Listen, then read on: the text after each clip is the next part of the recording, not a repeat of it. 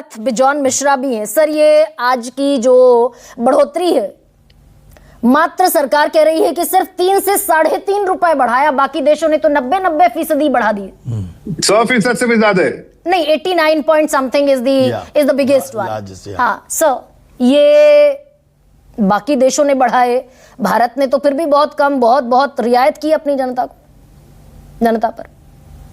नहीं, आप इस ढंग से कंपैरिजन नहीं कर सकते हैं। हर देश का अपना इकोनॉमिक चैलेंजेस होते हैं और उस ढंग से वो बढ़ाते हैं, परसेंटेज घटाते हैं या बढ़ाते हैं।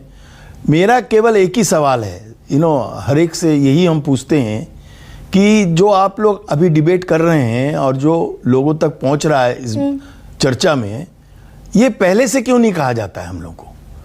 आम लोग ये ऑलवेज जानना चाहता है कि पारदर्शिता लाइए, आप किस ढंग से ये प्राइसिंग कर रहे हैं और कैसे लोगों तक वो प्राइस लाते हैं, जिसको हम लोग कहते हैं MRP, मैक्सिमम रिटेल प्राइस। आप जो निर्धारित करते हैं वो मैक्सिमम रिटेल प्राइस कैसे, आप किस ढंग से कैलकुलेट करते हैं, कौन सा स्टेट कितना। हम आपको ये कहना चाहेंगे, आप कई ऑपोजिशन स्टेट्स भी देख लीजिए हमारे देश में, वहां कितने बढ़ा हुआ है उनका दर, वैट, यू सी वैट। हाँ, तो अभी कहाँ वैट आया है हमारे देश में?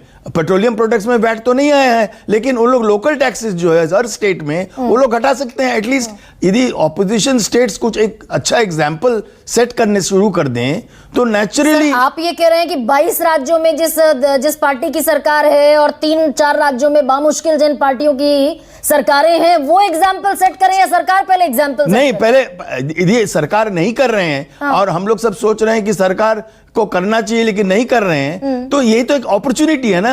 एक पॉलिटिकल सिस्टम में पॉलिटिकल पार्टीज खाली अपोज नहीं करके एक अच्छा गोल्डन स्टैंडर्ड भी तो बनाएं और वो भी तो दिखाएं कि हम कर सकते हैं। तो आप क्यों नहीं कर सकते? तो तब नहीं एक सर, अवेयरनेस। पेट्रोल डीजल पर खेल बड़ा गहरा है क्या? मैं सबसे पहले तो सर ये बताइए कि ये डीजल भी बढ़ गया और पेट्रोल भी बढ़ गया।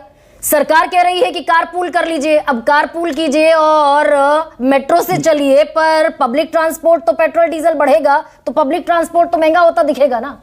नहीं, बट यदि पब्लिक ट्रांसपोर्ट एफिशिएंट होगा तो नेचुरली कम पैसे में एफिशिएंसी आएंगे, तभी ना एफिशिएंसी होता है। तो अब सरकार को भी तो ये तो सोचना होगा कि यदि हमारे पास पब्लिक ट्रांसपोर्ट का सुविधा नहीं है जहां हम रह रहे हैं, वहां हम क्या करें? तो उनको कहीं ना कहीं सब्सिडी देना पड़ेगा। तो और बार बार यही भी कहना चाहते हैं सबको कि जो भी रकम है वो कंज्यूमर या तो अपने पॉकेट से दे रहा है या सरकारी तंत्र से, टैक्स से हमको मिलता है सब्सिडी, और उससे दर को एक संतुलित रख के काम मार्केट फोर्सेस को एक बैलेंस करके लेके चलते हैं। तो मेरा ये कहना है, जब तक आप ये सारे चीज जागरूक नहीं करेंगे लोगों को, क्योंकि हम ऑलवेज। क्या क्या इसमें आज जो डीजल और पेट्रोल बढ़े, आम लोगों पर क्या मार पड़ने वाली है? क्या क्या क्या क्या क्या क्या महंगा हो जाने वाला है? आम लोग सब चीज महंगा होगा नेचुरली, एक लिंक है। लेकिन आप क्या क्या महंगा होने वाला है सर? और एसेंशियल, जैसे आपके वेजिटेबल्स हुआ, आपका फूड ग्रेन्स हुए, आपके जो भी होलसेल इंडेक्स में आ रहा है, जो प्रोडक्ट्स हम लोग ला रहे हैं, वो सब में बढ़ोतरी होगा proportionately, it will get reflected. तो ये जो ट्रांसपोर्ट है, पब्लिक ट्रांसपोर्ट, ये भी सस्ता नहीं रहने वाला है ना, जिसकी अपील की जा रही है पब्लिक ट्रांसपोर्ट से चलिए। नहीं, सस्ता नहीं होने, बट जो खर्चा जो हो रहा था उसमें बचत होगा ना। So overall there will be a saving. किसकी सेविंग होगी? बिकॉज कई लोग माइग्रेट कर जाएंगे ना अपने ट्रांसपोर्ट से, या तो कारपूलिंग करेंगे या तो पब्लिक ट्रांसपोर्ट से जाएंगे, तो उनका जो actual out of pocket expense हो रहा था उसमें कटौती होगा, तो सेविंग होगा वो। और ये सर पॉसिबल दिखता है भारत जैसे देश में, दिल्ली जैसी मेट्रो सिटी में, कि लोग कारपूल करके, ये पॉसिबल दिखता है? नहीं, ये प्रैक्टिकल दिखता है कि लोग कारपूलिंग कर पाए? ये प्रैक्टिकल है, होना चाहिए, हैबिट बननी चाहिए। हमारे देश में नहीं है अनफॉर्चुनेटली। गरिमा जी, हमारे देश में वो कल्चर अभी तक नहीं आया है, लेकिन लाना पड़ेगा और लाना चाहिए भी। लोगों को ये सोचना पड़ेगा कि हम कोई भी चीज यदि खर्चा कर रहे हैं, हम उसको सही ढंग से खर्चा कर रहे हैं कि नहीं। और यदि हम कारपूल सर, ये बेसिकल नहीं। मैं सर एक सवाल और पूछ लेती हूं आपसे, जो मैं जफर साहब से पूछ रही थी। भाई, अगर हम पेट्रोल डीजल में, क्योंकि संकट है, ईंधन का संकट है, सप्लाई चेन प्रभावित हो गई है और इसलिए हमने दाम बढ़ा दिए, पर 3 महीने पहले दाम 48 रुपए पर थे, तब 94 रुपए पर पेट्रोल था, अभी 78 रुपए पर है, तो 97 रुपए पर है। ये भी हमने एक बाकायदा एक दिखाने के लिए मुखौटा पहन लिया कि भाई युद्ध है इसलिए हमें दाम बढ़ाने पड़ रहे हैं।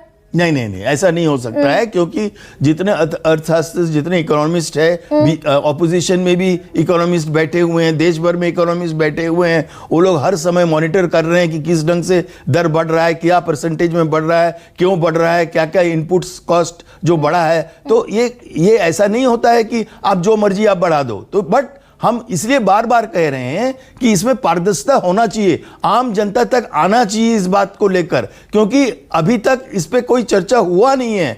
और जब यदि प्रधानमंत्री इस पे चर्चा कर रहे हैं तो इसका मतलब एक सीरियस एक सब्जेक्ट है जिसपे आम आदमी को जागरूक करना अनिवार्य है, जरूरी है। और वो अब तो सर अनिवार्य तो ये भी फिर है ना कि आपने टैक्स का बोझ इतना लाद दिया पेट्रोल डीजल पर, आपने पेट्रोल डीजल को दुधारू गाय समझ लिया। नहीं नहीं, इसलिए तो गरिमा जी हम बार बार यही बोल रहे हैं कि एक मौका है स्टेट्स को ये दिखाने के लिए कि देखिए हम नहीं बढ़ा रहे हैं, हम टैक्स को घटा के हम अपना दूसरा खर्चा कम कर रहे हैं। मतलब आप ये कह रहे हैं कि जो ऑपोजिशन रूल्ड स्टेट है वो सरकार के सामने नजीर पेश करें।